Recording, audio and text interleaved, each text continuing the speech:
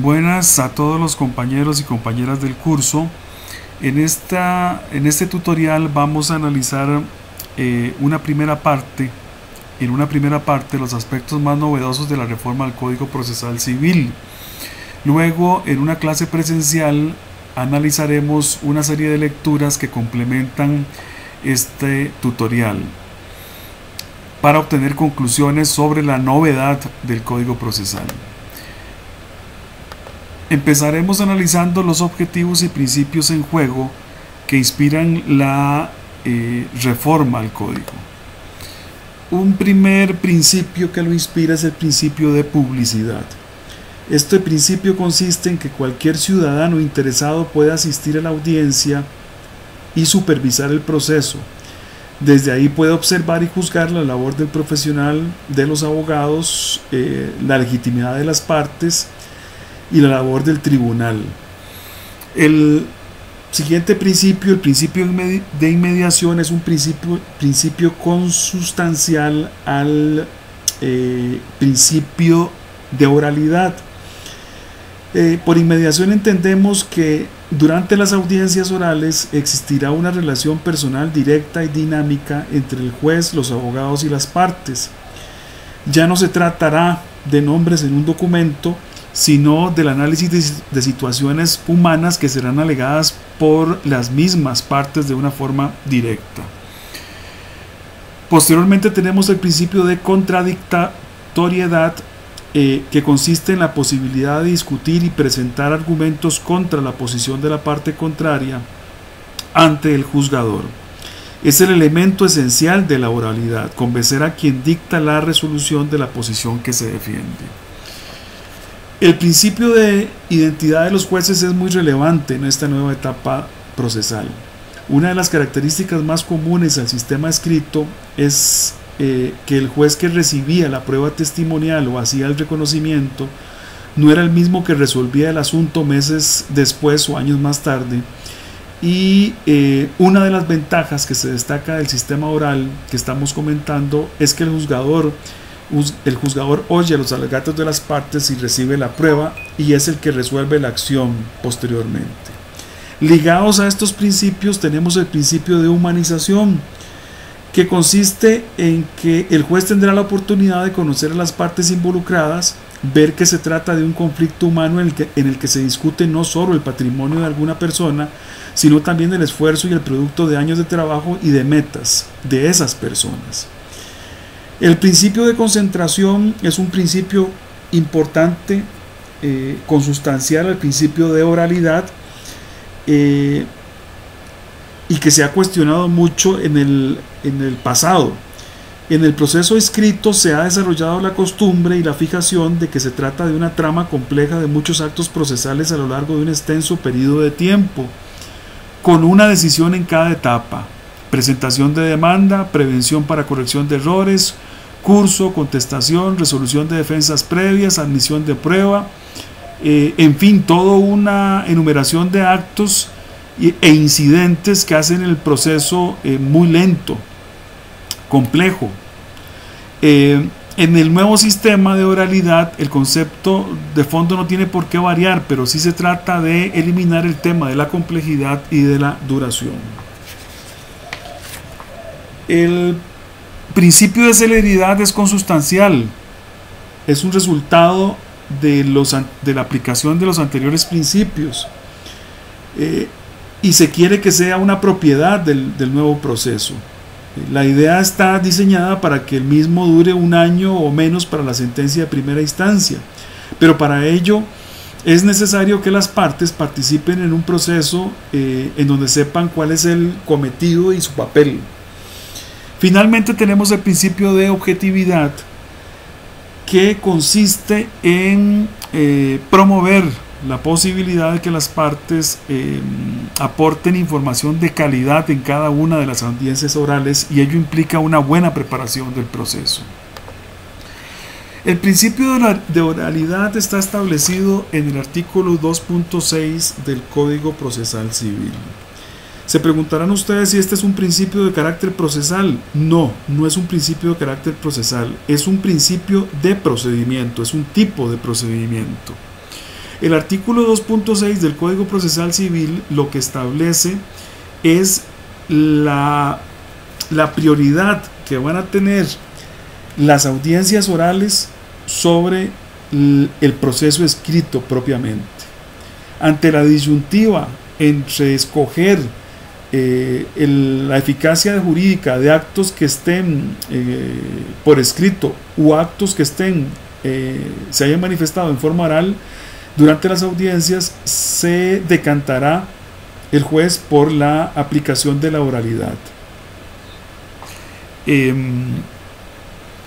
De ahí la importancia de los principios de inmediación, concentración, preclusión y publicidad. Toma relevancia entonces en este nuevo estilo, en esta nueva forma de hacer justicia a nivel del Código Procesal Civil, el tema de la teoría del caso. En la medida en que el litigante pueda tener una claridad sobre en qué consiste la controversia, cuál es el núcleo duro de esa controversia, de manera que pueda explicar o expresar, como se dice en este enunciado, de forma telegráfica, su teoría, en esa medida tendrá claridad para afrontar las distintas etapas procesales. Es así como la teoría del caso se puede convertir en un instrumento adecuado no solo para fundar alegaciones, sino para determinar el tipo de prueba y guiar al abogado en la oposición de las preguntas de la contraparte en una audiencia oral donde se reciba prueba, o en una audiencia oral donde se discuta por qué se debe o no recibir un determinado tipo de prueba.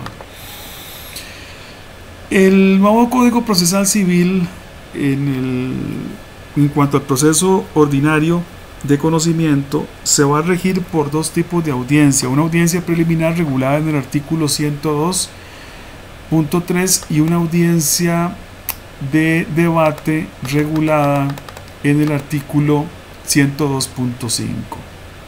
Vean qué interesante y ven las implicaciones de la audiencia preliminar. En audiencia preliminar se determinará en primer lugar cuál es el objeto del proceso. En segundo lugar, se determinará si existe la posibilidad de conciliar o no. Vean el punto 3.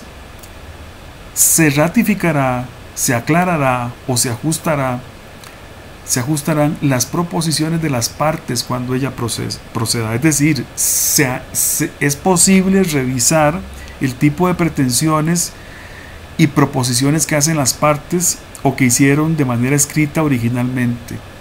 Cuarto, se van a contestar las excepciones opuestas por las partes. Si las partes no tienen claro cuál es el fundamento jurídico y fáctico para contestar esas excepciones al momento de la audiencia, van a tener problemas. Se determinará la actividad procesal defectuosa y vicios de procedimientos. Eso implica un conocimiento profundo del expediente judicial, y se resolverán las alegaciones relacionadas con los puntos anteriores. Eso implica también un conocimiento profundo del régimen recursivo y de cómo fundamentar ese régimen recursivo. También en audiencia preliminar se definirá la cuantía del proceso, se fijará, insistimos, el objeto del proceso, se admitirá la prueba y las disposiciones para su práctica o señalamiento. Eso significa que se tiene que explicar detalladamente a la contraparte y al juez por qué se está aportando determinado tipo de prueba, qué se busca probar con esa prueba y si es pertinente esa prueba. Y finalmente se definirá lo relacionado con las medidas cautelares, que por sí mismo implican prácticamente un pequeño proceso dentro del mismo proceso y que requiere también un análisis pormenorizado. En la segunda audiencia, en audiencia complementaria, se practicará la prueba, se establecerán las conclusiones de las partes y el tribunal deliberará y dictará la sentencia correspondiente. Estos dos tipos de audiencia no necesariamente se van a aplicar a todo tipo de procesos. Pueden haber procesos de cierta especialidad que solamente van a requerir el desarrollo de una sola audiencia. Uno de los aspectos más importantes a considerar dentro del régimen recursivo al momento de operar en cada una de estas audiencias tiene que ver precisamente con el tipo de recursos que se puedan presentar: recurso de revocatoria, recurso de apelación, apelación diferida, recurso de casación. No vamos a profundizar mucho sobre el régimen recursivo, eso lo veremos en clase presencial, pero será importante considerar que dentro de una misma audiencia se podrán presentar recursos de revocatoria y de apelación y recursos de apelación diferida.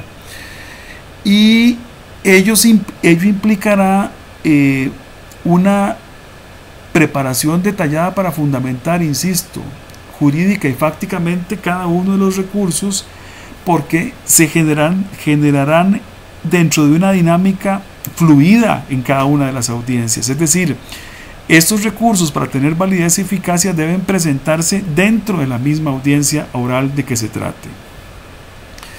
Significa lo anterior, insistimos, que el litigante deberá tener un profundo y detallado conocimiento del expediente judicial, capacidad para formular una teoría del caso sencilla y clara, muy claros los conceptos de oralidad e inmediación. Oralidad no significa hablar bonito, oralidad significa fundamentar bien nuestras solicitudes durante las audiencias, aprovechar en forma intensiva la audiencia en todas sus etapas y vicisitudes y aportar información de calidad. Será muy evidente bajo principio de oralidad en las distintas audiencias, se hará muy evidente si un litigante maneja o no maneja con propiedad el expediente y el tipo de información de calidad que pueda aportar. Bien, en clase presencial vamos a analizar una serie de lecturas que profundizan sobre los temas más novedosos del nuevo Código Procesal Civil, que espero les sea de utilidad. Hemos aprovechado este tutorial para detonar los distintos cuestionamientos que podrían surgir en las lecturas que ustedes van a hacer y que se les va a distribuir.